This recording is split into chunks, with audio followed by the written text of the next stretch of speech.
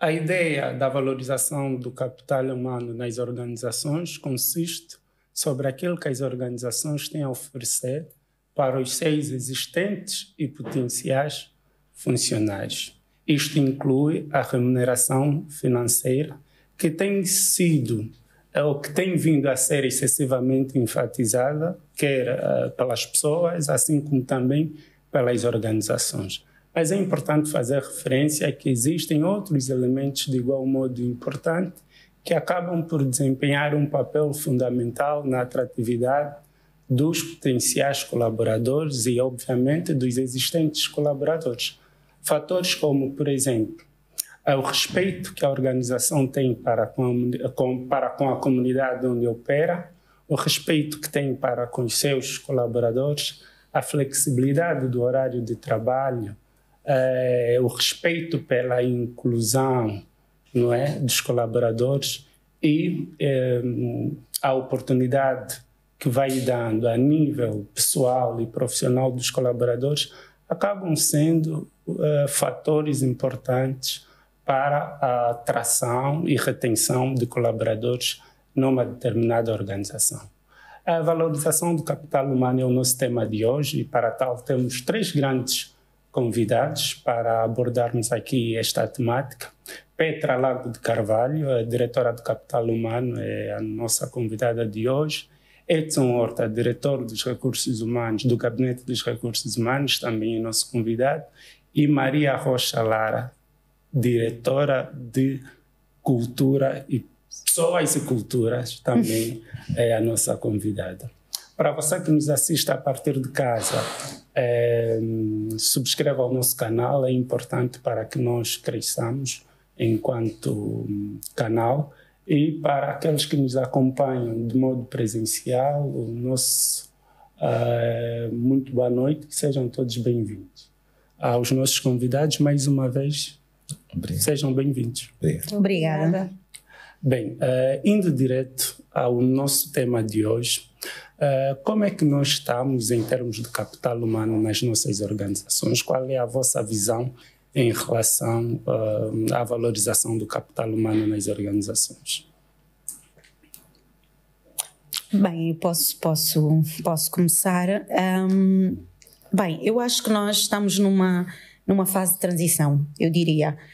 Percorremos um caminho até aqui e agora temos que aprender daqui para frente.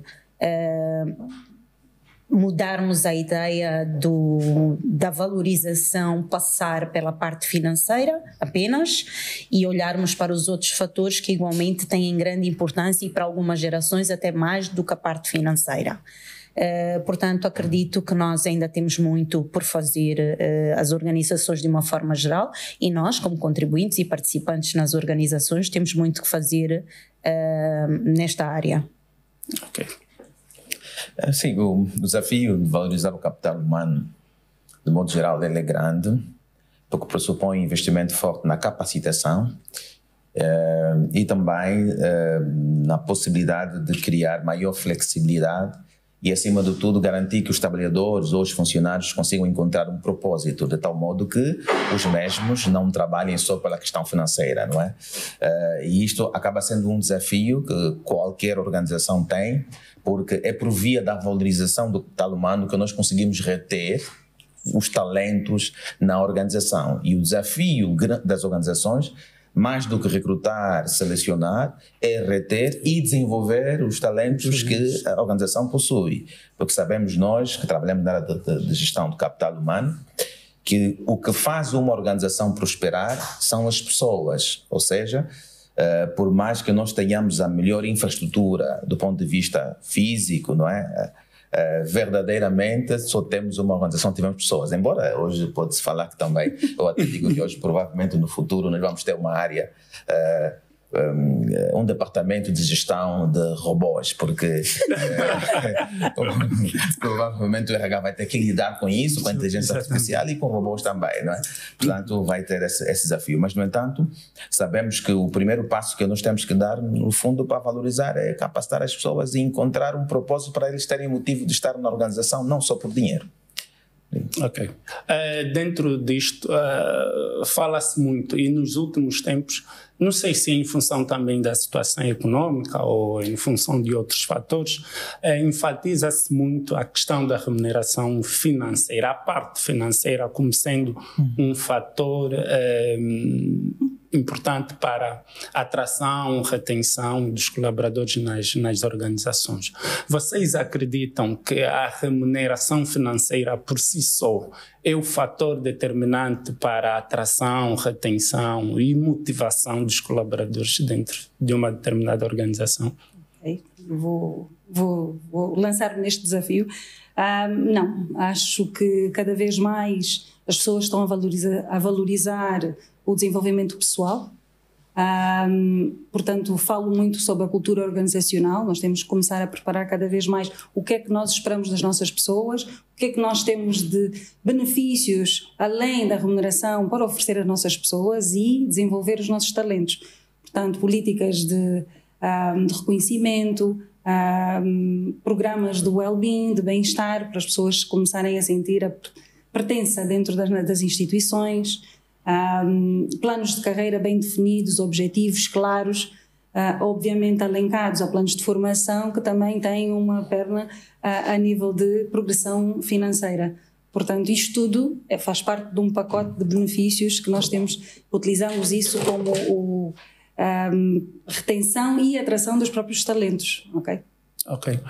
E essa questão que se levantou agora, relativamente à remuneração, a parte não pecuniária também é importante. Eu até posso estar numa organização em que tem uma boa remuneração, mas se eu perceber que eu tenho o direito, por exemplo, os meus filhos estarem numa creche, por exemplo, a ter um cartão, por exemplo, de um seguro de saúde, é a parte não pecuniária da remuneração. Sim.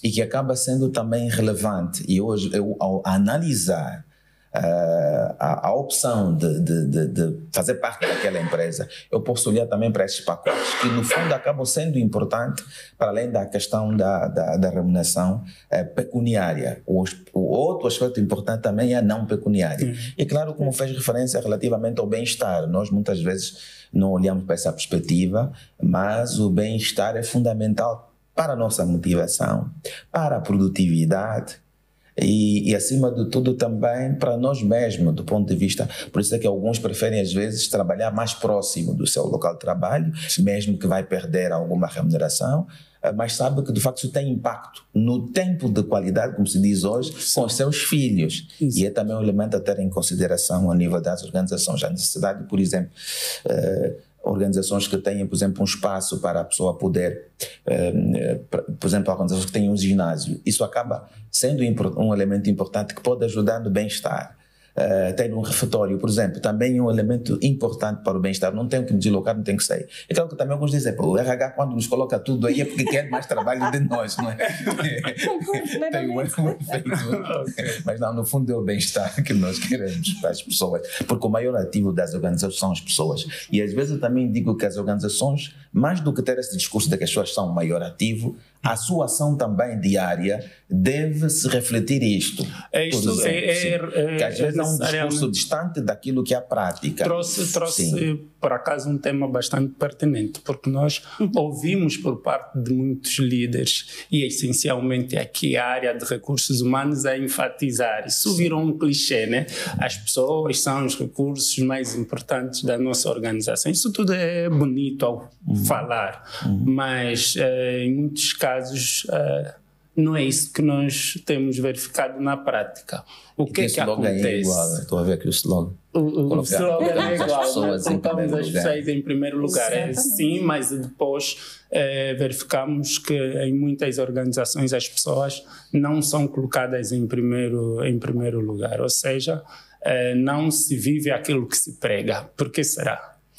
Eu não vejo dessa forma. Eu acho que já fomos assim e provavelmente ainda haja organizações que vão se mantendo dessa forma. Mas efetivamente a longo prazo, essas organizações que ainda mantêm essa perspectiva de que os trabalhadores estão aqui para produzir e ponto final, eventualmente vão acabar. Essas organizações vão acabar. Porque é como eu disse, a maturidade da profissional de cada um de nós faz com que determinadas coisas deixem de ser mais importantes e outras passam a ser mais importantes. Ok? E, portanto, as organizações que querem continuar, querem ser sustentáveis, querem ser competentes, querem engajar os seus trabalhadores, não gosto muito da palavra reter, mas pronto, querem engajar os seus trabalhadores, querem motivar os trabalhadores a permanecerem, a fazerem parte da empresa, têm que olhar de qualquer forma para a valorização do seu capital humano. Então eu, pelo menos estando na área, eu sou da opinião que sim, as pessoas são o bem mais valioso de uma organização. Não há organização sem pessoas. Sim. Portanto, se nós queremos o bem da nossa organização, também temos que querer o bem das nossas pessoas. Ok, mas talvez isso não seja um discurso politicamente correto. Depois, na prática, nós vivenciamos ao contrário, até porque nós temos visto que, por falta dessa valorização do capital humano, muitas pessoas acabam por apostar, por exemplo, no empreendedorismo, outras acabam por procurar outros mercados, não é? Porque sentem-se desvalorizadas. Nessa perspectiva, enquanto organização, o que é que as organizações podem fazer para, de certa forma, as pessoas acabam por olhar ou encontrarem um sentido de valorização daquilo que elas entregam para as organizações? Um aspecto importante que eu vi a designação da área, que é, em vez de ser área do seu departamento ou direção de gestão de recursos humanos, tem uma designação diferente. Tem a palavra cultura. O aspecto cultura é um dos instrumentos também que as organizações têm para poder atrair, para poder valorizar. Por via da cultura organizacional, eu vou perceber quais são os valores daquela organização. E se esses valores também combinarem com os meus propósitos, eu acabo estando nesta organização em função, por exemplo, eu imagino que eu gosto muito de inovação. Eu encontro uma organização que prima pela inovação. Por partilhar os mesmos valores, eu acabo estando nessa organização. E esse é um elemento importante, por isso é que as empresas precisam dar a conhecer os valores, nós às vezes, e viver também esses valores. Por isso é que normalmente nós encontramos em todas as empresas, normalmente, a missão, a visão e os valores. E esses elementos que estão ali descritos como valores, por exemplo, respeito ao cliente, é um valor. Se o cliente tiver um problema, nós vamos mesmo procurar resolver as questões do cliente. E todo mundo sabe que está ali voltado para o cliente, quer interno, quer externo. E nessa perspectiva é que nós entendemos que, de facto, o nosso maior desafio em termos de organização consiste necessariamente em continuar a divulgar o valor. Por exemplo, eles têm uma designação diferente, mas é uma tendência trazer a questão da cultura, divulgar, dar a conhecer. Por exemplo, nos manuais de integração, a pessoa, pelo menos, perceber qual é a cultura da organização acaba sendo extremamente importante. Eu hoje, por exemplo, fui a uma organização, não posso fazer publicidade, encontrei um estagiário, e ele que atendeu num restaurante, aqui mesmo. E ele tinha uma frase aqui: todos nós começamos por aqui. Okay. Ele é o estagiário e era o que estava a atender. Está na linha da frente. Qual a ideia que esse restaurante quer passar para todo mundo? é um processo para chegar ao chefe de cozinha ou ao líder máximo daquele restaurante. Exato. Então, está aí a frase. Mas aquilo tem um impacto para ele, para o estagiário. A que vai dizer a ele que ele é importante, que está aí na linha da frente, atender logo o cliente chega. Então, no fundo, isso tudo é uma perspectiva de criar um valor, de criar uma cultura em que até aquele que está ali no nível, nós chamamos, né, nível operacional, é relevante para a organização, não é? E isto pode-se fazer parte da cultura da própria organização. As pessoas têm colocado a seguinte questão: o excesso de mão de obra disponível no nosso mercado influencia na maneira conforme ou na percepção das organizações em relação à valorização ou não do capital humano? Ou a questão do excesso de mão de obra não tem nada a ver? É mesmo uma questão de visão estratégica das organizações? Eu acho que depende muito do setor e depende muito também do tamanho das organizações, ok? Mas eu não vejo que a oferta do mercado tenha que influenciar na valorização. Eu acho que a oferta no mercado vai influenciar no valor que as organizações dão aos trabalhadores em termos financeiros, vai influenciar na dinâmica de contratação. Eu vou ser mais exigente com aquilo que eu preciso dos meus candidatos para o contratar. Se eu antes para um técnico, um operador de produção, eu pedi apenas ensino médio, está a haver muita oferta no mercado, eu vou pedir ensino médio mais certificação do INP, do BTS. Isso sim, o mercado ajuda as empresas. Mas não vai, por exemplo, reduzir na oferta salarial? Não. Uma vez que há muitos candidatos de igual modo bons que estão disponíveis digamos que aquela função específica não vai reduzir, poderá estagnar o valor dela no mercado porque há em excesso, ok? Mas vai haver outras funções, e isso acontece anualmente, vai haver outras funções que vai aumentar, e no ano a seguir se calhar voltamos àquelas funções que no ano anterior foram desvalorizadas pelo excesso no mercado. Portanto, isto é dinâmico, mas não vejo isso como tendo impacto negativo na valorização dos trabalhadores. Porque a valorização tem a ver com o estar dentro da organização, ok? Tem a ver com como é que a organização trata o trabalhador, quanto é que a organização investe no trabalhador, tanto em termos profissionais, tanto em termos de bem-estar, das políticas de bem-estar, saúde mental, formação, oportunidades de crescimento, inclusão e diversidade. Tudo isso vai fazer parte da valorização do capital humano. Okay. E hoje em dia até já há métricas. Aliás, Exato. Para trabalhar a própria cultura, a maioria das instituições já implementa surveys, não é? Questionários de satisfação dos colaboradores, que nos dá indicadores cruciais que é para nós trabalharmos internamente. Ok? Já temos, se definirmos aí, conseguimos definir estratégias mais específicas e centralizadas para aquilo que são a nossa realidade interna, em vez de nós vamos achar que os nossos colaboradores querem creche. Eu posso estar numa instituição, por acaso até estou agora, que a maioria são jovens, nem filhos têm. Portanto, em vez de nós trabalharmos no achismo, é trabalhar direcionado especificamente com aquilo que é a preocupação das nossas pessoas. E isso agrega valor, e as pessoas sentem-se realmente, não são falácias, não estão a montar estratégias porque acham que é isso que a empresa gostaria mas estão a ouvir as nossas pessoas. É o que está escrito. Exatamente. Está nos livros. Portanto, que é a importância disto para criar esta cultura de colaboração e as pessoas sentirem essa pertença, que as pessoas estão a ser ouvidas dentro das instituições. De facto, concordo plenamente.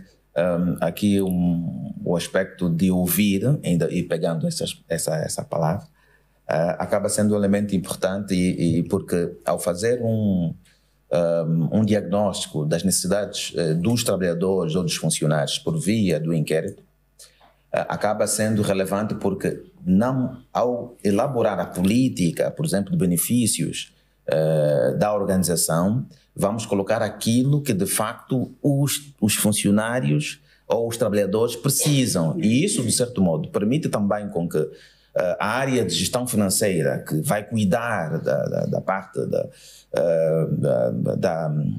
da disponibilização dos recursos financeiros, vai entender que o RH não está só ali para gastar os recursos, não, pagar salários. Né? Ele vai perceber que nós também, dentro da estratégia de negócios da empresa ou da organização, acabamos sendo um elemento importante, porque se a empresa pretende desenvolver um novo projeto, ele tem que conversar com o RH.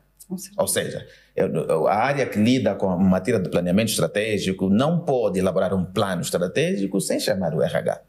Porque são as pessoas que vão concretizar a estratégia de negócio da empresa. Então, significa que uma abordagem como essa, em que parte perguntando os funcionários, ouvindo os funcionários, ou os trabalhadores, melhor dizendo, os trabalhadores, acaba sendo importante porque nós conseguimos criar um instrumento que responda às necessidades. Por isso, nós também, ao nível da área de gestão do capital humano, temos a necessidade de ouvir, perceber. É claro que hoje o grande desafio nosso é ouvir, não é? Porque, como já te diz, não é o curso de retórica, precisamos do curso de escutatória, para ouvir o outro. Temos grande dificuldade de ouvir o outro. Portanto, esse é um grande desafio e nós, RH, temos esse desafio. Falou sobre a questão financeira, que acredito ser um dos grandes desafios que as empresas enfrentam para, digamos assim, desenharem ou construírem políticas de valorização efetivas do seu capital humano.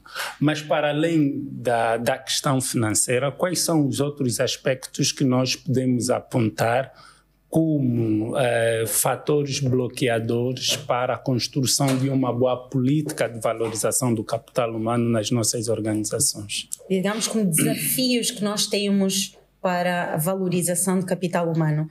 Eu acho que um dos principais desafios acaba por ser a visão estratégica, ok? Se a organização não tiver uma visão estratégica muito clara em relação às suas pessoas, em relação àquilo que eles veem como sendo importante para a organização, e neste caso estamos a falar das pessoas, então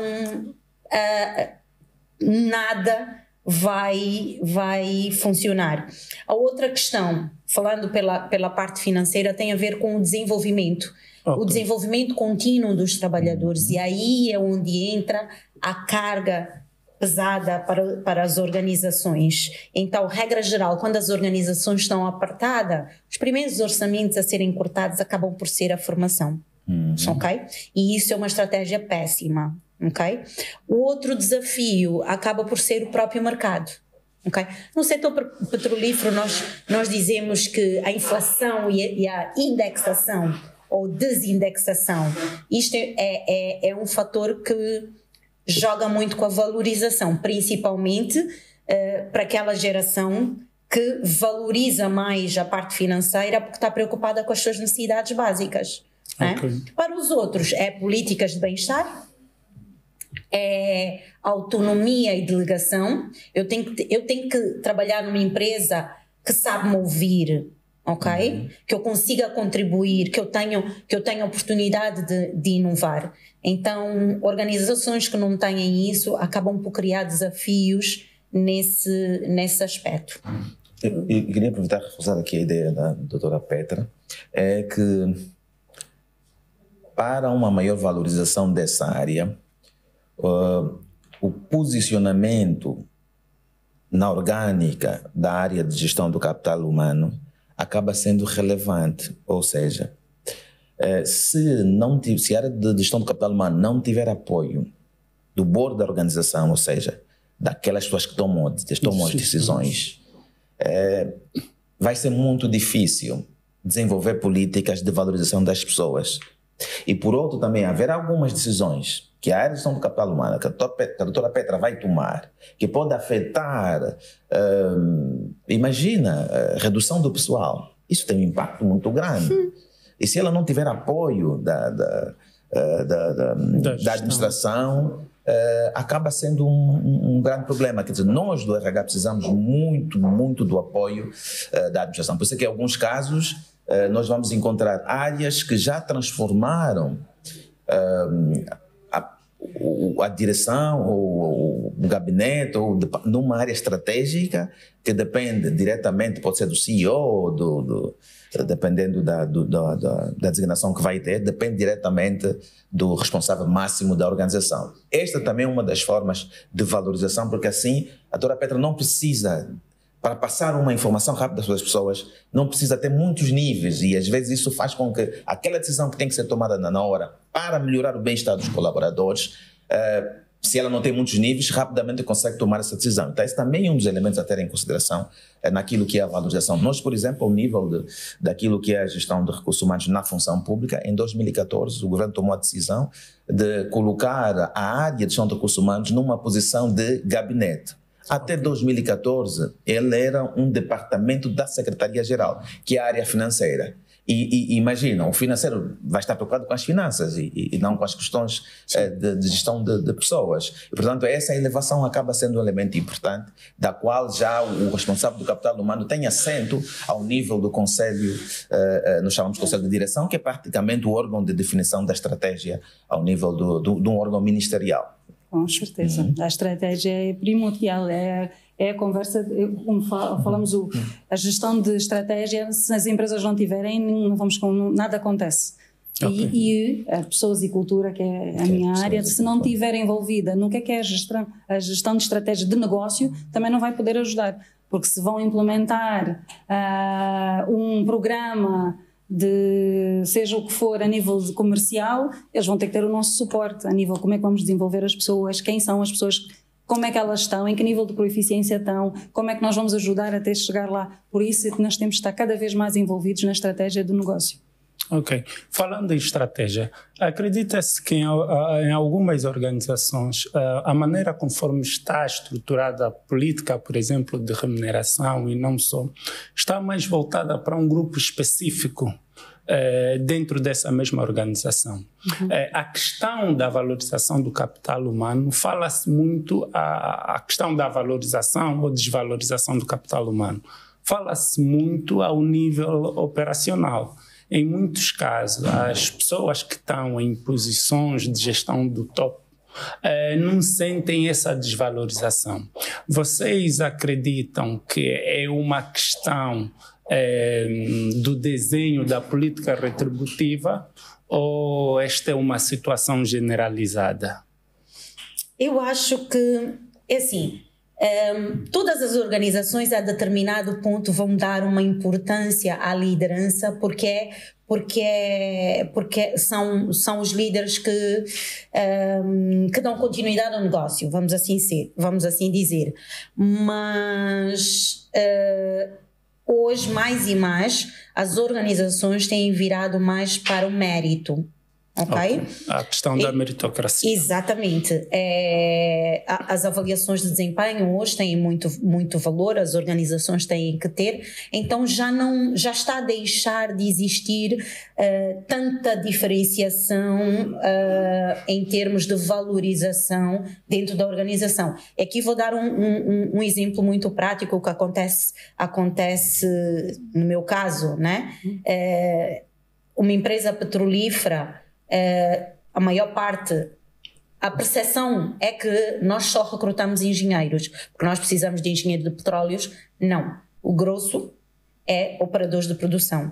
Eu disse há bocado, os operadores de produção normalmente é o nível médio, depois o técnico profissional. Uhum. Ok? Então, essa população tem uma influência tão grande nas mudanças em termos de valorização, mais às vezes do que a própria liderança. As organizações hoje estão a mudar de baixo para cima, porque aquela população é que faz o negócio andar. Aqui eu quero trazer uma questão prática, não é? A questão do nivelamento daquilo que se oferece para as funções de gestão versus para aquelas funções mais operacionais.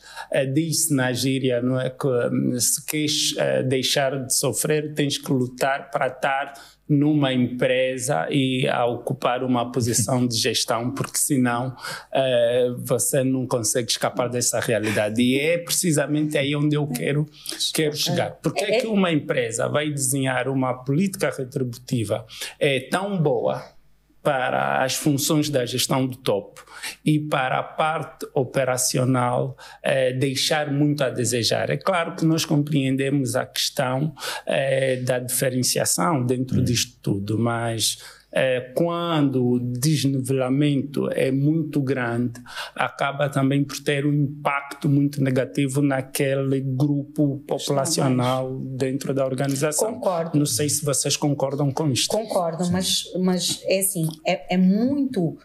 Lá está, a questão do mercado. É mais fácil eu encontrar operadores de produção do que encontrar um líder. E aqui estamos a falar de líder, não de chefe, porque chefes nós temos imensos no mercado. Mas o líder temos que peneirar. Então, quando as organizações encontram bons gestores, bons líderes, querem valorizar para não perder. Pensa da mesma forma, Maria? Eu acho que isto tem por base também a transparência naquilo que nós desenhamos como políticas de remuneração. Exatamente, porque se os colaboradores tiverem uma visão clara de como é que vão a nível de progressão de carreira, a nível de descritivo de funções, a nível de para chegar até aquele nível de proeficiência eu tenho que passar por isto, tenho que adquirir as competências A mais B mais C.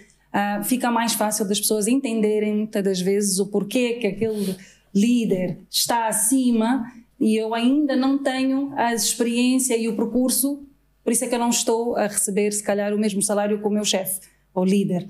Eu acho que hoje existe muito, principalmente nessa nova geração. Vou só dar aqui a oportunidade ao senhor Edson, que também queria dar o seu contributo em relação a essa questão. Já volto para si. Está bem, muito obrigado. Eu penso que este é um assunto relevante porque a falta de um nivelamento salarial tem fortes implicações nos níveis motivacionais. Ou seja, as empresas precisam, primeiro, ter um instrumento que é obrigatório do ponto de vista legal, que é o qualificador ocupacional. Nesse qualificador ocupacional, nós vamos encontrar também, atrelado a ele, a folha de remuneração. E na definição da remuneração, é preciso ter em conta a equidade interna e a equidade competitividade externa. Exato. Porque se não tiver esse cuidado, os índices de turnover vão ser muito altos. Ou porque eu estou a pagar muito baixo. Sim. E as pessoas rapidamente percebem que no mercado há uma outra empresa que está a pagar melhor. Mas nós, graças a Deus, nós da área de gestão do capital humano temos uma ferramenta que é a avaliação de cargo, que nos permite, quando colocou aquela questão, há uma questão que colocou no início, o gestor de recursos não sabe para aquela posição quanto é que tem que pagar. Sim. Você, quando eles perguntam quanto é que o senhor pretende receber, eles já sabem o preço. Só querem ouvir. Só querem ouvir. Eles fazem estudo antes de recrutar. Claro. Então, mas aqui é extremamente importante que na folha de remuneração exista uma necessidade de garantia. É claro que reconheço que ser líder não é fácil. Ser líder não é fácil. Essa ideia que é melhor estar aqui em cima do que estar na base. Às vezes quem está aqui embaixo ainda consegue ver os filhos. É verdade. Consegue buscar os filhos. Nível de responsabilidade distintas. Distintas. O líder quase que não dorme, porque tem que continuamente resolver os problemas, tem que continuamente dar apoio à liderança, e nós somos praticamente, como nos dizem, nós da área de gestão do capital humano, somos os paladinos dos funcionários, não é? Temos que estar ali e navegar entre a administração, os funcionários e o sindicato. Temos que conseguir navegar nesses três eixos. E isso não é fácil. Agora, é claro que nós temos que pensar sempre numa política remuneratória que seja equitativa, que seja justa e que as pessoas percebam. É claro que do ponto de vista da gestão, entendemos que aqueles que contribuem diretamente para o core business têm que ter uma remuneração relativamente diferenciada. Mas isso sempre tem a ver com o desenho da política remuneratória, até porque nas empresas o inspetor percebe que há uma diferença salarial sem justificação, evidentemente, desculpa, que o qualificador ocupacional, quando for remetido para o registro junto da Inspeção Geral do Trabalho, não ter um parecer favorável, porque há desníveis tão grandes que não justifica a diferença salarial, porque há um princípio básico, não é, do direito do trabalho, que para trabalho igual, salário igual. E esse elemento é extremamente importante. Agora, se a empresa só remunera, acho que depois isso tem um grande impacto, por isso é preciso definir bem, e um dos aspectos mesmo que temos que dedicar-se é, por exemplo, ter um comitê de remuneração que avalia cuidadosamente a remuneração, porque isso tem mesmo impacto em termos de turnover ao nível das organizações. Vamos falar um bocadinho sobre a questão do diferencial entre nacionais e expatriados. O que se diz é que há uma supervalorização dos expatriados no nosso mercado, no que concerne a este tema da valorização do capital humano nas organizações. Eu gostava de ouvir de vocês qual é o grande diferencial, então, entre os trabalhadores nacionais e os expatriados. Por que essa supervalorização dos expatriados em detrimento dos trabalhadores nacionais? Eu olho para o expatriado como um bem necessário ou um mal necessário, ok? O grande diferencial dos expatriados é a experiência global. Ok. É a experiência que eles trazem. Qual é a importância de uma empresa de ter expatriados ou de mandar angolanos para a expatriação? É esta partilha de experiência. Okay? É ter uma experiência de vários locais e é este o grande diferencial. Agora, em termos de remuneração, é verdade que ainda existe no mercado organizações que tenham estruturas salariais completamente diferentes, mas mais e mais isso está a diminuir e a estrutura salarial acaba por ser a mesma, e quando eu digo estrutura é o salário base e os benefícios acabam por ser mais ou menos o mesmo, ou vamos dizer o salário base, e depois o diferencial vão nos benefícios e principalmente acabam por ser nos benefícios não financeiros, ok? Eu como expatriada, eu não pago bilhete para voltar para casa. É um benefício que para o expatriado não é financeiro, mas ele tem o benefício para poder ir ver a família, ok? Tem a casa paga pela empresa, ok? Estes benefícios não financeiros hoje têm um peso maior do que o salário por si só, pelo menos na realidade em que eu vivo. Mas acredito plenamente que ainda existam organizações em que existam uma discrepância que precisa de ser trabalhada. Com certeza. Maria, não sei. Eu concordo plenamente e enfatizo, é um bem necessário, exatamente de forma a nós recebemos os expatriados, mas também de nós expatriarmos nos angolanos. Neste momento eu tenho o meu irmão que está expatriado no Brasil. Portanto, é um quadro angolano que está no Brasil e está a receber os benefícios de expatriação. Também está a adquirir competências, não é? Experiências. Eu acho que o maior desafio até de expatriação é como é que eles se adaptam à cultura organizacional, à cultura em si onde estão. Mas também sei que há empresas que têm essa diferença dispar, mas acho que está cada vez menos. Pelo menos das empresas todas em que eu passei, continuamente tem menos expatriados com benefícios estrondosos, com diferenças estrondosas que fazem a mesma função que o nacional, tirando a acomodação e pronto, as viagens em si. Exatamente.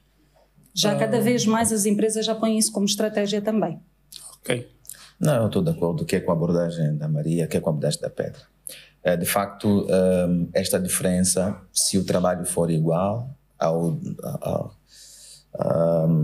tanto do angolano como dos expatriados, a remuneração tem que ser igual. Agora, é evidente que as empresas também, para poder trazer para o nosso contexto mão de obra altamente qualificada, encontram uma forma de achar um diferencial. Exatamente, mas essa não pode, deve ser devidamente fundamentada e não pode justificar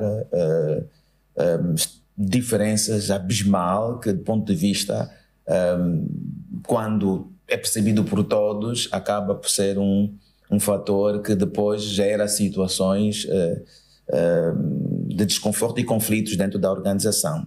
Mas, claro que eu entendo, é preciso encontrar uma política que seja equitativa em termos de equidade interna e externa, porque sabemos claramente o impacto que isso tem. É evidente que também temos o desafio, como disse, e esse é um bom exemplo de um angolano que vai para o Brasil, um mercado competitivo, não é?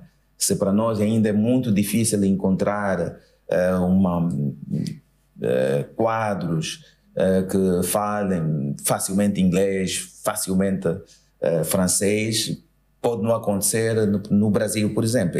Ele, para ir para o Brasil, teve que ser muito competitivo. O que nós precisamos também é, como quadros nacionais, tornar-se mais competitivo, dominando línguas, percebendo as outras culturas, porque o grande desafio, estou a ler algum livro sobre internacionalização do capital humano, e a questão da língua, a questão da cultura é um elemento extremamente importante. Se não perceber aspectos culturais, você não consegue conviver com o outro. Por exemplo, 12 horas, vamos dar exemplo de trabalhar com o chinês, 12 horas, o chinês não vai trabalhar mesmo, porque na sua cultura ele vai parar.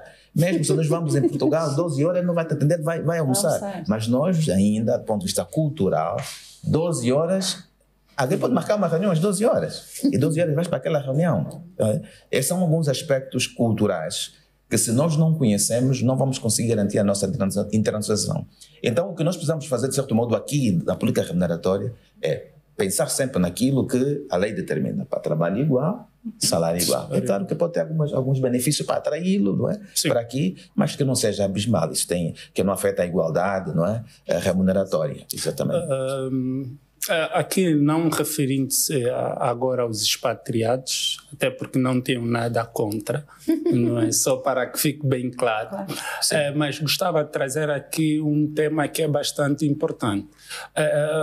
O sítio em que nos formamos, o background acadêmico que nós temos, influencia na valorização que nós depois vamos ter no mercado.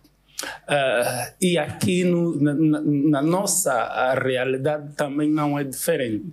Vocês acreditam que, por exemplo, pessoas que se formaram em determinados países, em determinadas universidades, etc., acabam sendo isso externamente e internamente, não é? Falando. Há essa questão de algumas pessoas que se formaram num determinado sítio serem mais valorizadas em relação a outras, por exemplo, mesmo aqui a nível interno, por exemplo, alguém que se formou na Agostinho Neto em relação a alguém que se formou numa outra universidade.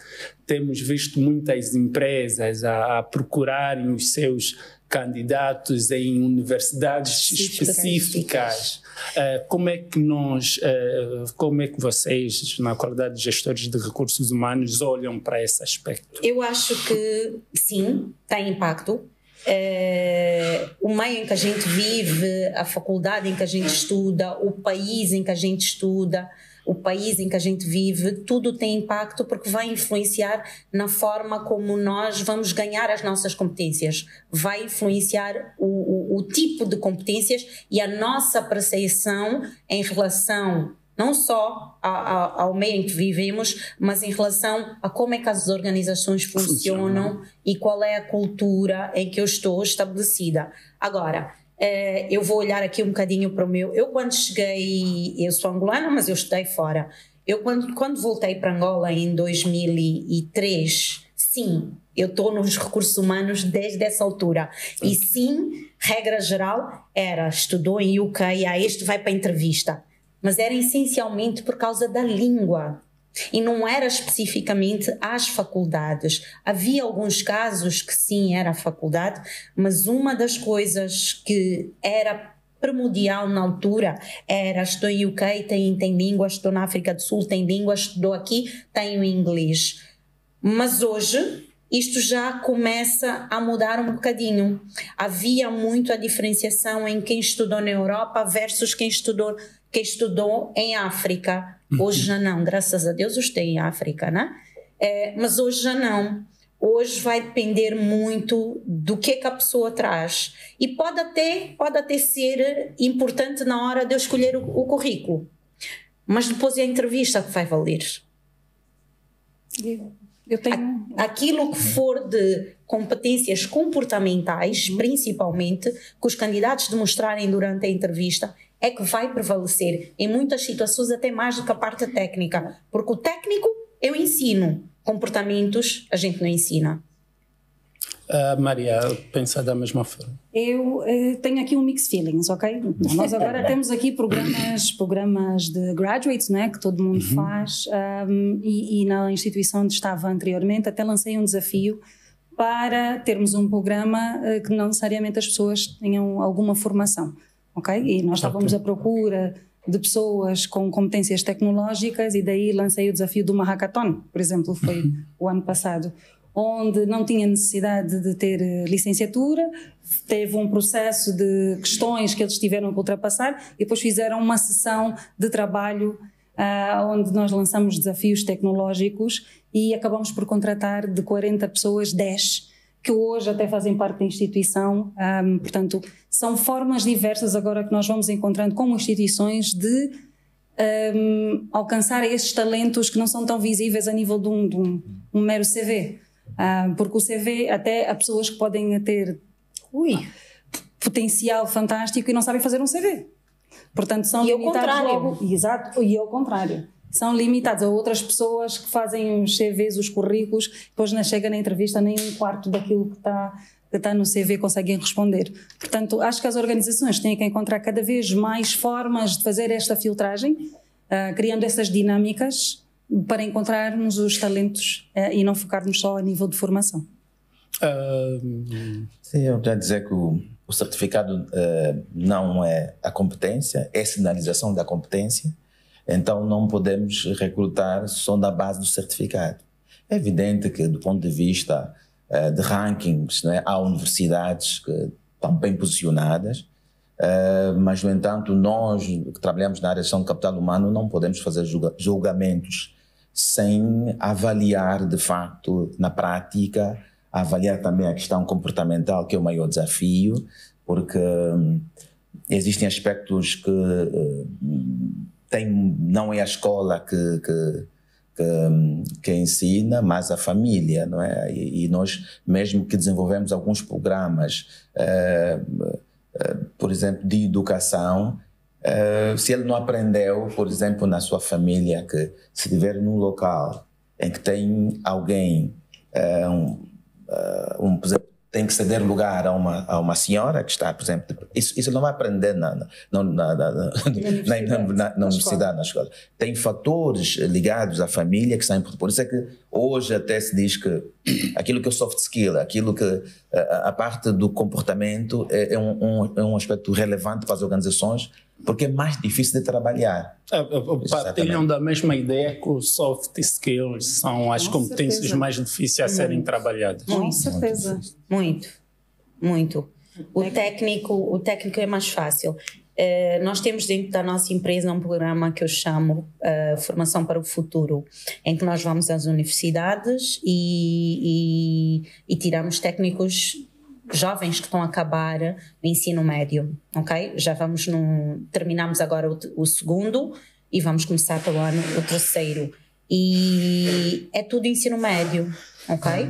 E eles passam por um processo de entrevistas, mas são entrevistas, lá está, para adquirir, para ver o nível comportamental deles, ok? Porque depois eles vão para 2 anos de formação. Portanto, a parte técnica eles vão aprender.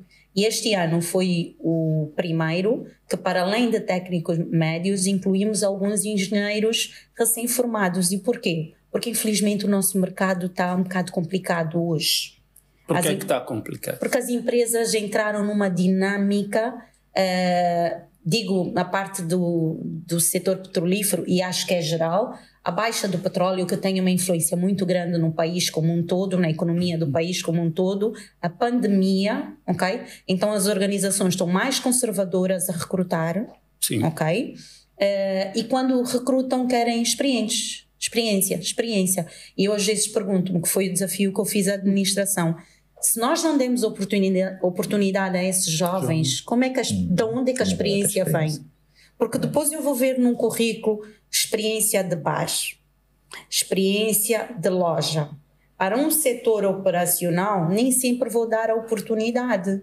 Vou olhar para aqueles que já tiveram efetivamente experiências. Então, acabamos por juntar aqui o ensino médio e mais no número mais pequeno, porque a função é de ensino médio, né? Um número pequenino de 10 engenheiros recém-formados. Dá para aproveitá-los e fazer um aceleramento de carreira, rapidamente eles ocuparem uma função de engenheiro. Foi a estratégia que foi encontrada para minimizar, porque efetivamente as empresas estão a recrutar cada vez menos recém-graduados. Eu, por exemplo, falando dessa questão do certificado, trabalhei no escritório de consultoria, em que eles... antes de ser admitido, a história de contabilidade, né, na área de contabilidade, eles não pediam certificado. Davam uma pasta cheia de faturas e pedem para fazer classificação. Se sabe fazer a classificação, então pode passar para o seguinte. Quer dizer, pronto, é uma sinalização de que nós queremos aqui o saber fazer. É claro que o certificado é importante, o conhecimento é importante, mas também o saber fazer acaba sendo importante, porque as organizações existem para realizar, não é?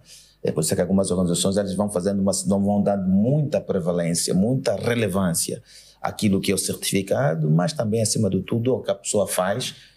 Mas entendemos que em alguns casos também, porque em termos de gestão de recursos humanos, as políticas de elaboração dos planos de carreira, muitas vezes as posições estão associadas ao nível acadêmico, faz com que também, de certo modo, a preocupação com o certificado acaba sendo o elemento mais importante. E isso tem um impacto social, porque às vezes as pessoas vão atrás do certificado e não atrás do conhecimento. E isso depois tem impacto, porque as gestoras aqui não vão deixar, quer a Maria, quer a Pedra, não vão deixar quem não tem competência, porque também depois é cobrada pelo Conselho de Administração, não é? É verdade, Maria. É verdade. Exatamente. Então, esse aspecto é importante. Bem, gostava aqui de entrar num tema. A valorização tem muito a ver com a visão das lideranças. E no politicamente correto, os líderes têm enfatizado sempre que o ativo mais importante são as pessoas. No entanto, muitas das vezes a prática difere-se daquilo que é a realidade. Qual é a vossa visão enquanto gestores de recursos humanos em relação a isto? O que é um líder, não é? Eu falo muito sobre líderes inspiracionais. Não, na verdade, a influência que as lideranças têm no processo de valorização do capital humano, porque todos dizem que o seu ativo mais importante são as pessoas, mas depois a prática diária denota ao contrário disso, não é? Ou seja... não é bem aquilo que prega-se uma coisa e pratica-se outra. Exato, por isso é que tem que se liderar, por exemplo. Tem que se liderar. E eu, quando falo de líderes inspiracionais, é que todo mundo quer ser líder. Quer dizer, só que são chefes. Eles querem ser chefes ou líderes, agora já querem mudar a nomenclatura. Mas nós temos que preparar os nossos líderes. O que é que as instituições têm que definir, o que é que realmente, para eles, o que é um líder, o que é um bom líder. Okay? E isto é que vai influenciar depois as equipas abaixo.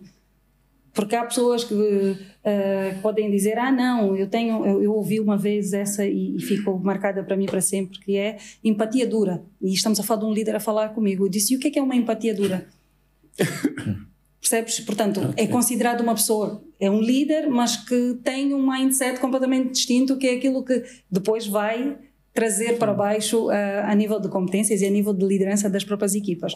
Portanto, é o que manda. É o que dá ordem. Exato. Essa aqui é a empatia dura. E depois as equipas vão ser um reflexo da sua liderança.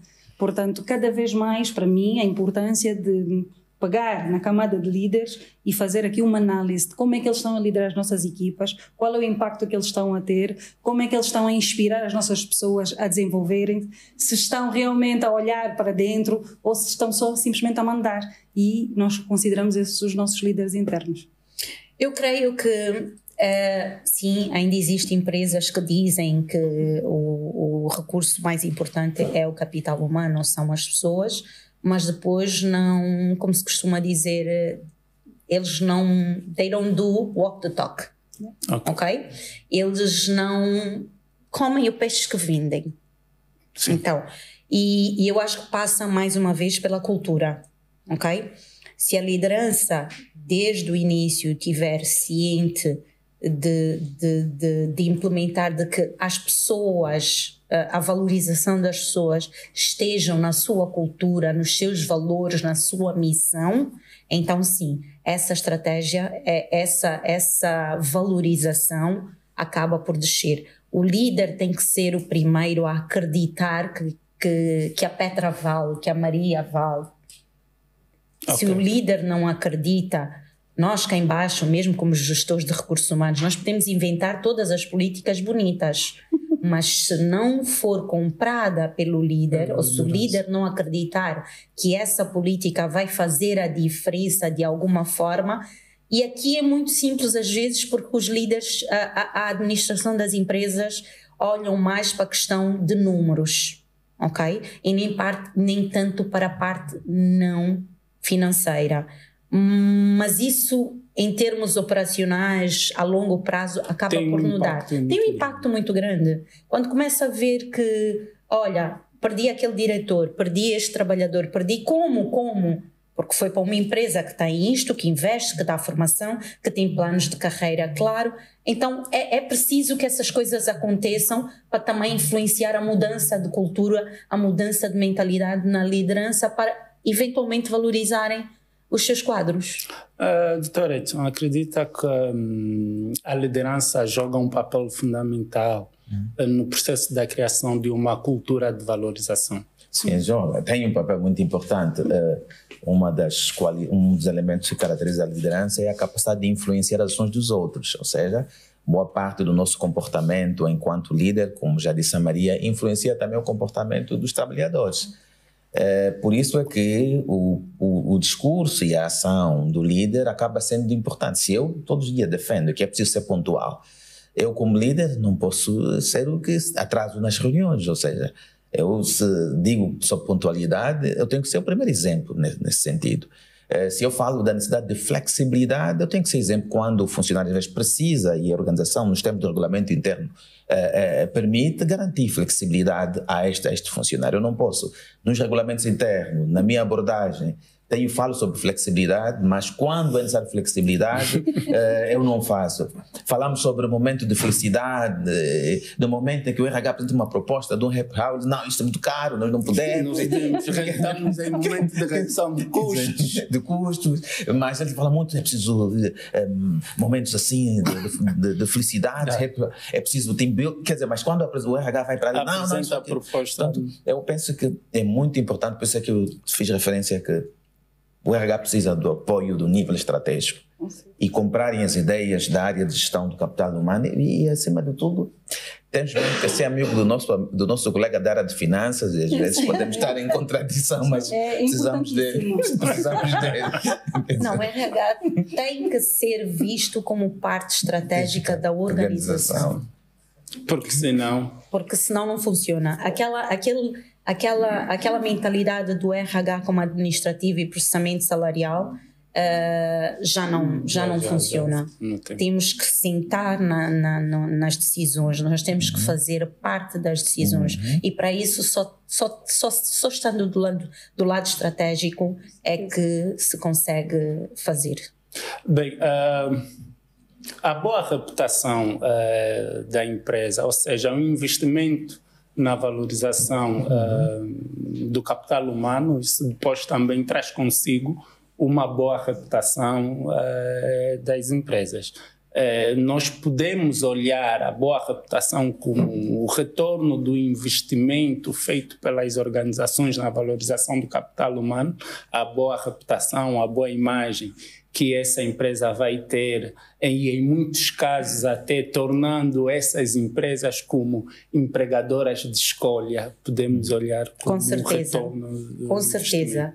Quando nós olhamos e vimos que uma empresa tem na sua, mais uma vez, na sua estratégia o bem-estar dos trabalhadores, a valorização dos trabalhadores, é uma empresa que investe no trabalhador, ok? Portanto, valoriza o trabalhador.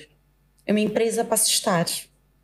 Então, sim, isso traz uma boa reputação. Aliás, é primordial a valorização dos trabalhadores para a construção da boa reputação, marca, da reputação da empresa. Da qualidade e confiança que os colaboradores vão ter aqui no mercado. E, obviamente, ajuda na retenção e na atração de todos os talentos. Exatamente. Se a empresa, por exemplo, quem é que não quer trabalhar numa Google? Ou numa Amazon. Portanto, já sabem que ninguém fala da parte da componente financeira, mas é para a componente do bem-estar, porque oferece isso, podes descansar, podes podes ter flexibilidade, andas de bicicleta informalidade. Exatamente.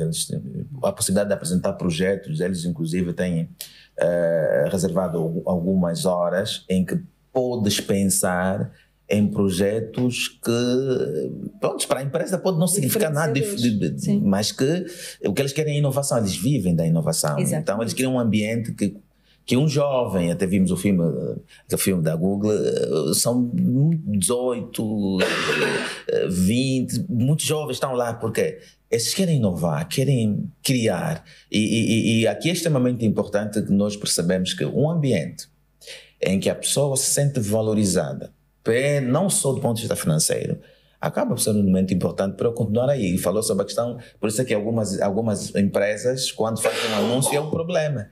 E há outras que provavelmente as pessoas não querem levar lá o CV. Tem um recurso ainda pela frente. E isso é importante. De facto, a valorização tem impacto na reputação. Tem. É uma já estamos a entrar no momento derradeiro do nosso programa e daqui a pouco vou deixar o espaço para que a plateia coloque questões, mas gostava de fazer essa questão. É tudo muito bonito falar sobre a valorização do capital humano, mas nós sabemos que isto requer por parte das organizações custos. Exatamente. São custos associados ou que envolvem estas políticas para a valorização do capital humano.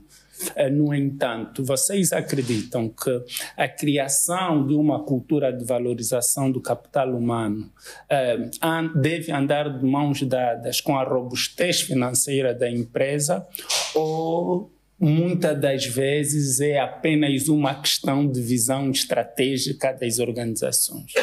Eu acho que é mais uma visão de estratégia das organizações. Porque, se os trabalhadores forem valorizados e sentirem-se bem, a produtividade dessa empresa aumenta. Se a produtividade aumenta, as finanças aumentam. Então, acaba por ser um investimento compensado. Ok. Sempre. Então, eu vejo sempre como a falta de valorização como uma falta de visão na estratégia. E não por uma questão financeira. Porque a valorização, lá está, não é a parte só financeira, são outras componentes. Se eu numa empresa eu consigo dar opinião, eu sou ouvida, eu sou respeitada, ok? Eu sou bem tratada, tenho condições para trabalhar em termos de ambiente de trabalho, ok? Eu sinto-me bem. A parte financeira acaba por ser, é ótimo, mas o resto todo é capaz de... É que faz o grande diferencial. Então não vejo que para se valorizar um trabalhador a empresa precisa ter muito dinheiro. Ok, há programas de valorização que efetivamente requerem um investimento grande, mas há outras coisas, há outras iniciativas, há outros mecanismos internos que se podem tornar cultura da empresa para que essa valorização seja evidente. Eu, por exemplo, olhando para essa perspectiva, no escritório onde eu trabalhei, eles, para conseguirem nos reter enquanto estudantes, eles tinham um horário flexível. Sim. E quando tivesse que fazer as provas não tinha problema. E também nós trabalhávamos das 9 às 14 horas, porque eles entenderam que neste horário das 9 horas é muito mais fácil apanhar o táxi, às 14 horas também é muito mais fácil. Então tinha um horário e eu pensava, isto aqui é bom para mim, mas eles não tinham muito dinheiro, mas encontravam uma forma de conseguir reter, porque sabiam que nós éramos estudantes e precisávamos de muito tempo para se dedicar ao estudo, mas ao mesmo tempo estávamos no escritório a aprender. Então não só a robustez financeira, mas também a própria visão estratégica dos líderes para encontrar flexibilidade e garantir que as pessoas estejam na organização. Ok. E eu não digo custo, eu digo sempre investimento. Nós nunca temos custos. O RH não tem custos. Não tem custos. Só tem investimento. Exatamente. Por isso que fica aqui bem... Por exemplo, na formação, nós temos um indicador, Que é o ROI. que é o ROI e a taxa de investimento. Investment. Quanto é que investe na formação? Exatamente. Não falamos custo da formação. Na Exatamente. formação. Bem, eu gostaria de fazer mais questões, mas também gostava de dar espaço à nossa plateia. Chegou o momento, então, em que a nossa plateia também terá a oportunidade de fazer algo, colocar algumas questões aos nossos convidados, de formas a tornar isto também um bocadinho mais interativo. Não sei se temos alguém que gostaria de colocar alguma questão.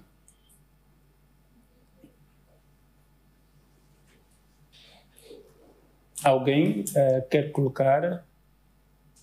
Ok. Sim. Também. Normalmente temos dado apenas cinco questões para a nossa plateia. Então já temos 3, que acredito ser 4. Ok. Vamos nos soltando aos poucos. Né? Tá. Bem, pode ser. Pode começar. Primeiro, parabenizar pela iniciativa. Muito obrigado. Um tema bastante pertinente e, se calhar, encorajar a alargar um bocadinho mais esse tema. Ou haver mais edições. Okay. Portanto, ia começar por agradecer os leitores, porque aprendi aqui algo interessante, que é não muito retenção, mas engajar. Né? E isso, de facto, traz a vertente valorização. Se calhar um bocadinho pelo que faço diariamente.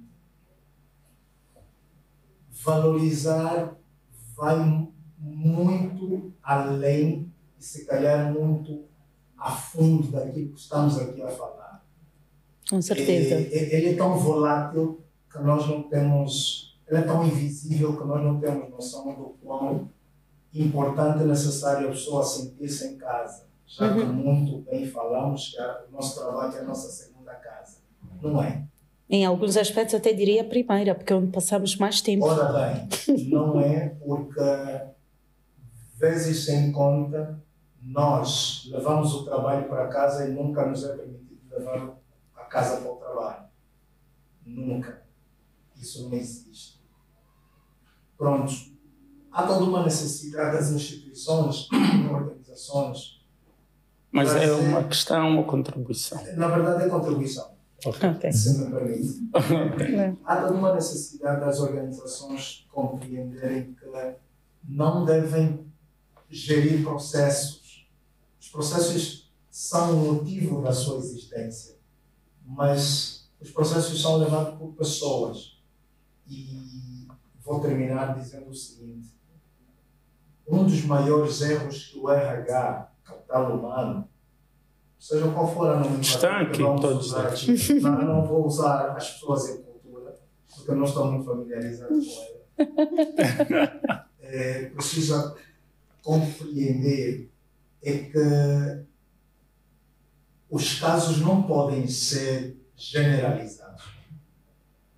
Cada caso é o seu caso, porque eu, quando assinei o meu contrato, o outro não estava presente. Então não posso ser colocado no mesmo pacote. Gostaria de falar um bocadinho sobre a internacionalização, mas vou deixar os demais presentes também falar. Okay. Gratidão. A segunda, pronto, esta foi uma contribuição, mas gostava de ouvir. Acho que então, tinha uma primeiro. senhora lá ao fundo também. Sim. Osvaldo, por favor. Muito obrigado.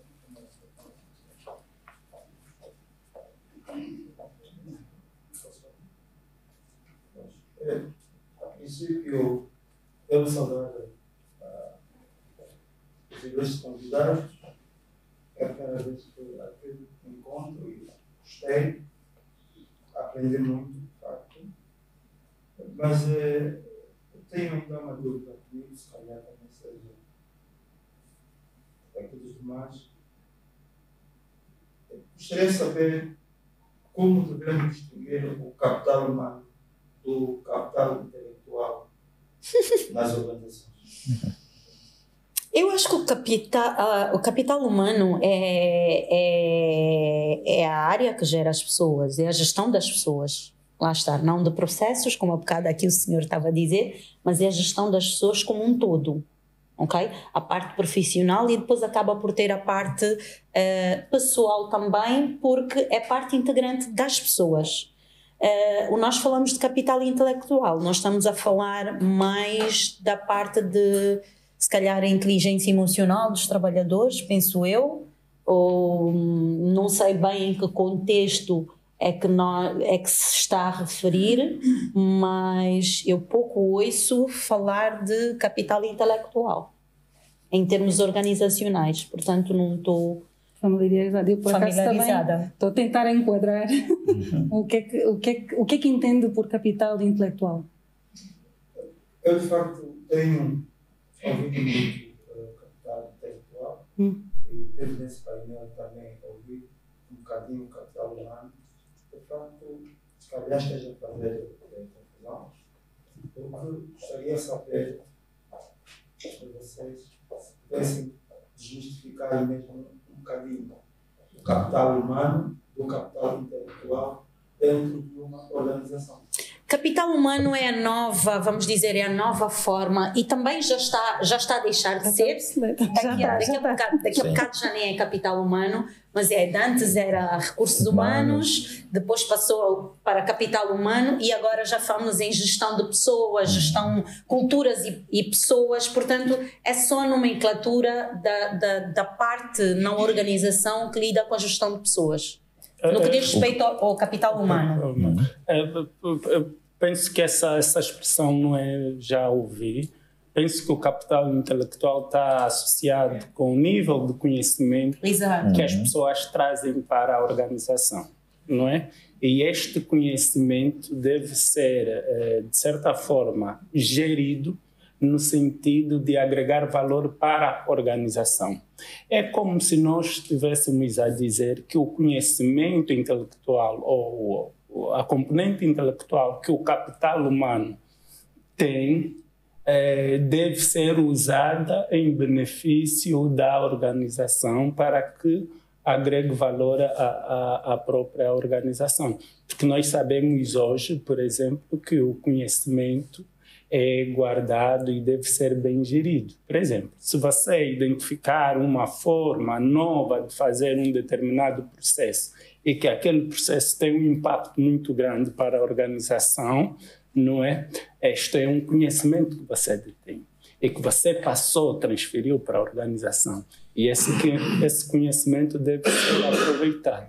Este conhecimento transforma-se naquilo que a organização chama de capital intelectual, que as pessoas detêm e que devem ser aproveitado para o benefício da organização. Acredito, não sei sendo assim e partilhado. Sim, e é mesmo isso. O capital intelectual é o conhecimento que as pessoas possuem e quando conseguem transformar esse conhecimento em resultados para a organização, entende-se como capital humano aquela pessoa que tem capacidade de transformar o seu conhecimento em resultados concretos e que agregam valor para a organização. A palavra intelectual eu ouço mais em termos políticos. Ok, mas por acaso é uma matéria que temos estado a investigar. Exatamente. A compreensão é um bocadinho ambígua. E essa questão da designação da área de gestão, não é? Ela vai mudando, como já disse a Petra, e também a Maria. Mas no fundo o que nós queremos, mais do que a designação, é colocar as pessoas no centro das organizações.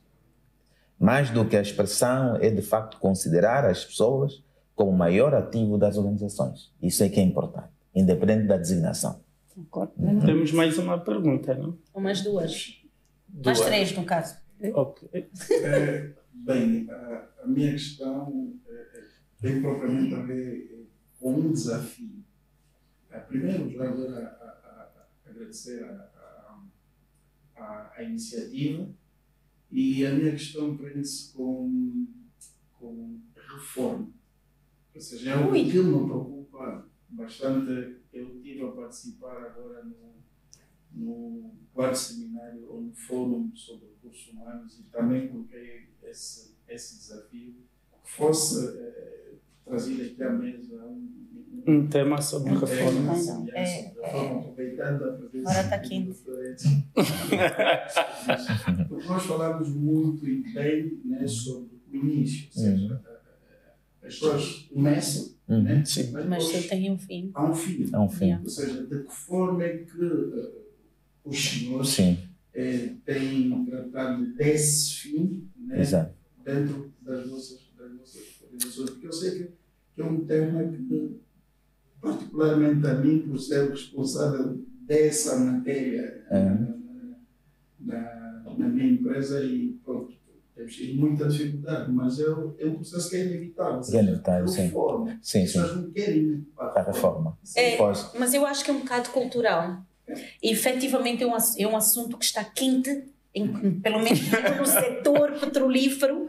É um tema que tem-se estado a debater muito, mas é cultural. É porque nós não crescemos ao nos prepararmos para o futuro. Ok?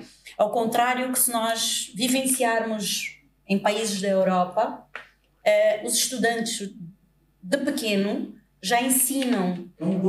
Exatamente, já ensinam de que vai trabalhar, mas eventualmente vai ficar sem o trabalho.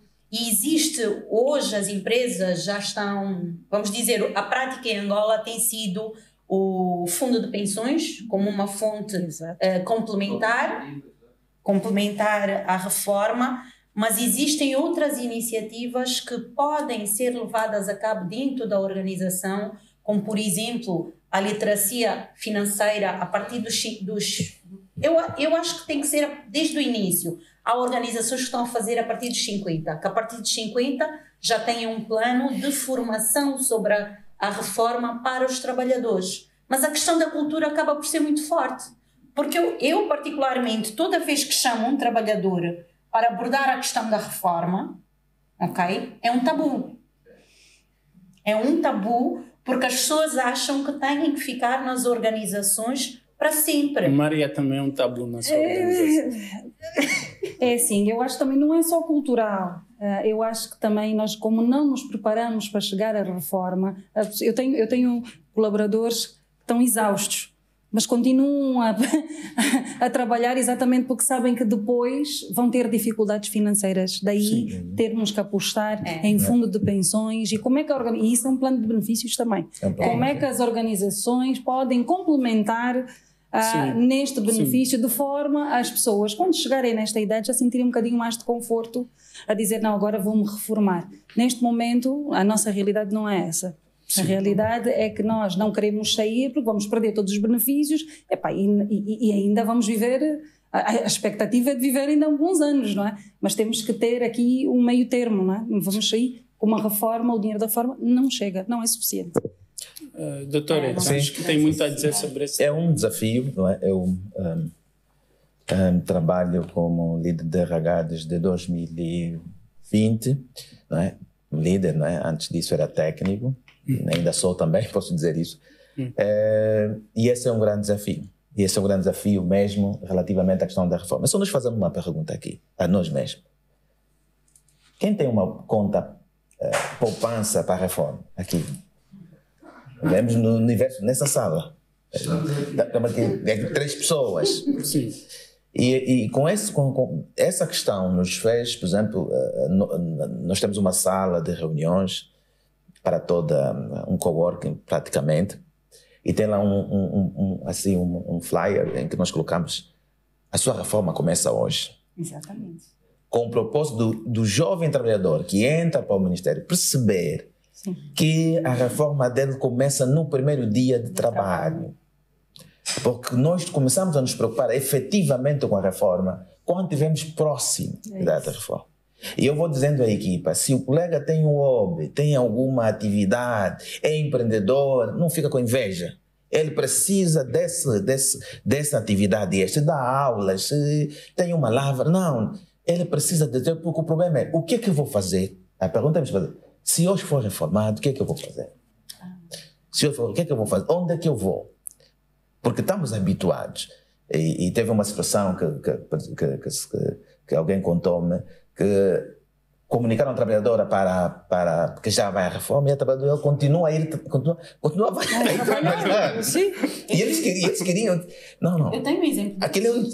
É que nós não somos automáticos, nós não somos um aparelho que desliga. Não. É um processo. Isso significa que antes do processo do período de reforma, a flexibilidade deve já começar a ocorrer, não é? Deve começar, como dizem os brasileiros, o desligamento. E nós temos, inclusive, um programa de pré-reforma, de preparação para a reforma. E os assuntos como esse fundo de pensões, que é muito comum ouvirmos falar no setor petrolífero, também deve ser uma reflexão para as outras organizações. Porque, no fundo, vou perder a minha parte da minha remuneração, o que é que eu vou fazer? No fundo, o que prende, às vezes, alguns é o facto de que vai perder parte da sua remuneração e depois não saber o que vai fazer no dia seguinte. Então, este preparo deve começar, a necessidade de, por exemplo, estimular a poupança. É claro que também há mais o custo de vida.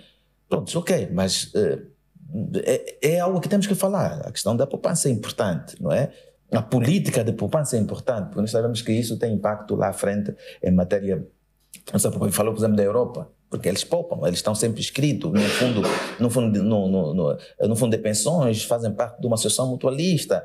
E esse é um assunto que deve ser discutido e deve haver preparação, até porque se ele não foi preparado devidamente, a pessoa tem um impacto. Porque às vezes o que nós temos, há situações em que tudo que a pessoa tem é o trabalho. Tudo que ele tem é o trabalho. Foi tão profissional que tudo que ele tem é o trabalho.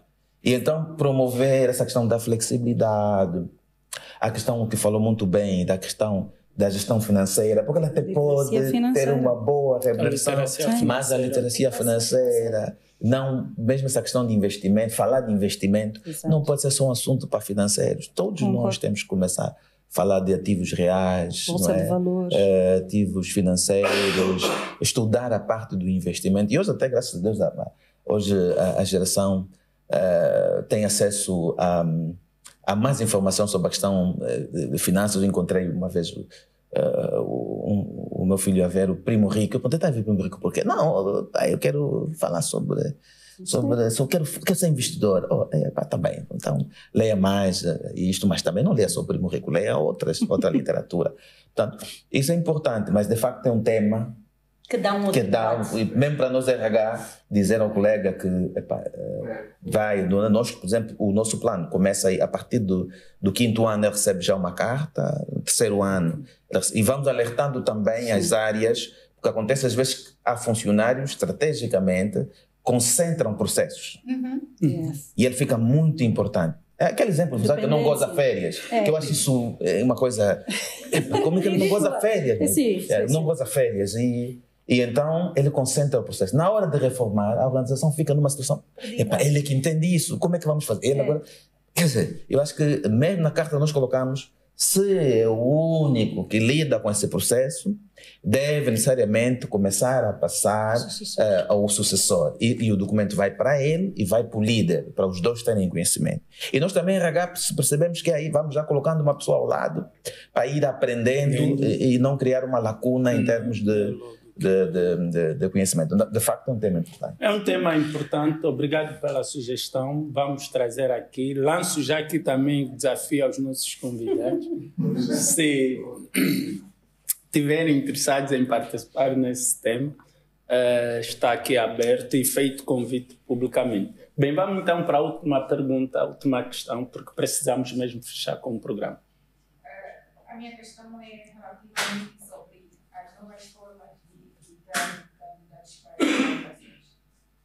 Eu gostaria de saber se a recepção de estagiários nas organizações é considerada uma das novas formas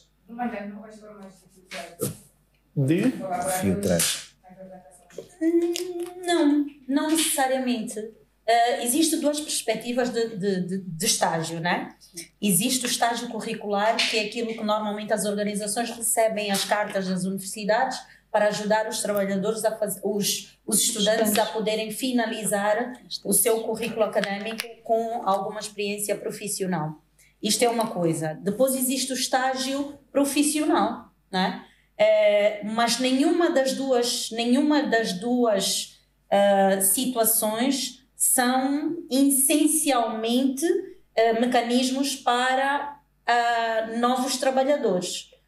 O recrutamento acaba por ser. Agora, acontece sim, no académico nem tanto, porque não dá tempo de avaliar o desempenho dos candidatos. No profissional dá mais, ok? Então pode acontecer eu ter alguém a fazer um estágio de 1 ano e passado 1 ano eu dizer, tem bom desempenho, temos vaga na função e vamos enquadrar. Mas não, hoje passa mais por aquilo que a empresa está a precisar e passa mais pelas competências, e é o que eu falei, infelizmente nós estamos numa fase em que as empresas solicitam experiência de trabalho, não dão oportunidade, mas estão a solicitar, estão a pedir experiência de trabalho. Ok, bem... Acho que faltou ali uma senhora. Faltou ali. Boa noite. Para fecharmos, um dos... Como é que a gestão...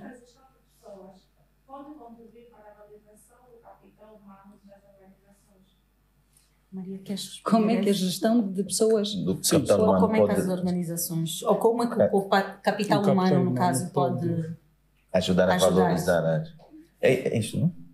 É isso, não é? É do ponto de vista organizacional, do ponto de vista da área de capital humano, ou as pessoas como um todo, os trabalhadores da área. Lá está. Na minha, eu vou deixar se calhar a Maria. Sim. Eu quero dizer que eu não ando a falar muito, mas olha, como estávamos a falar, estamos à procura de saber ouvir, não é? E eu gosto disso. Tem a ver com aquilo que são as estratégias, portanto, o que a instituição definir que é uma estratégia necessária para as empresas, nós como capital humano estamos aqui para dar todo este suporte e desenvolver as pessoas de forma a cumprir, de forma a sermos sustentáveis e a empresa crescer. Portanto, esta é uma das importâncias do capital humano, não é só olhar também para as nossas pessoas, mas também qual é o nosso impacto como gestão dentro das instituições. Bem, penso que terminamos o nosso programa. Quero mais uma vez agradecer a vossa presença, agradecer a presença também dos nossos convidados, e para você que nos assiste aí a partir de casa, mais uma vez subscrevam o nosso canal, porque nós precisamos das vossas subscrições para nós podermos crescer e continuarmos a produzir mais programas desta natureza. O nosso muito obrigado e até a próxima. Obrigada.